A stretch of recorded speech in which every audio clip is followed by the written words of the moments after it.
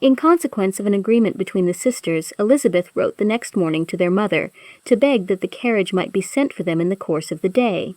But Mrs. Bennet, who had calculated on her daughters remaining at Netherfield till the following Tuesday, which would exactly finish Jane's week, could not bring herself to receive them with pleasure before. Her answer, therefore, was not propitious, at least not to Elizabeth's wishes, for she was impatient to get home. Mrs. Bennet sent them word that they could not possibly have the carriage before Tuesday, and in her postscript it was added that if Mr. Bingley and his sister pressed them to stay longer, she could spare them very well.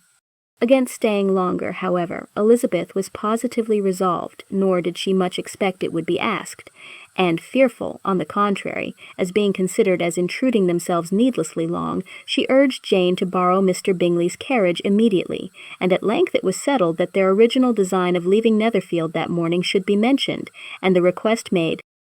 The communication excited many professions of concern, and enough was said of wishing them to stay at least till the following day to work on Jane, and till the morrow their going was deferred.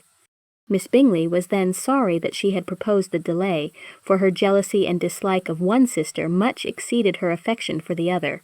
The master of the house heard with real sorrow that they were to go so soon, and repeatedly tried to persuade Miss Bennet that it would not be safe for her, that she was not enough recovered.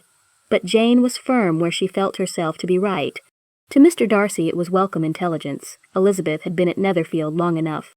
She attracted him more than he liked, and Miss Bingley was uncivil to her, and more teasing than usual to himself. He wisely resolved to be particularly careful that no sign of admiration should now escape him, nothing that could elevate her with the hope of influencing his felicity. Sensible that if such an idea had been suggested, his behavior during the last day must have material weight in confirming or crushing it.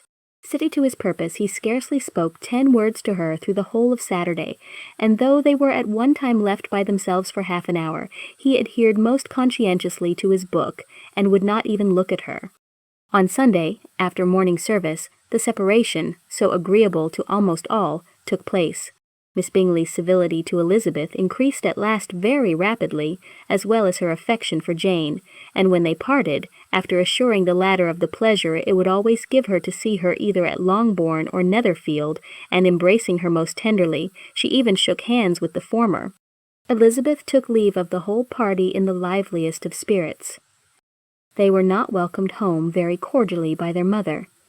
Mrs. Bennet wondered at their coming and thought them very wrong to give so much trouble, and was sure Jane would have caught cold again. But their father, though very laconic in his expressions of pleasure, was really glad to see them. He had felt their importance in the family circle.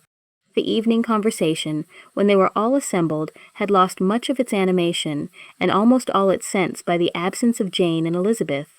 They found Mary, as usual, deep in the study of thorough bass and human nature, and had some extracts to admire, and some new observations of threadbare morality to listen to. Catherine and Lydia had information for them of a different sort.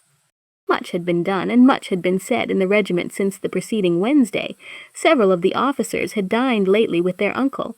A private had been flogged, and it had actually been hinted that Colonel Forster was going to be married,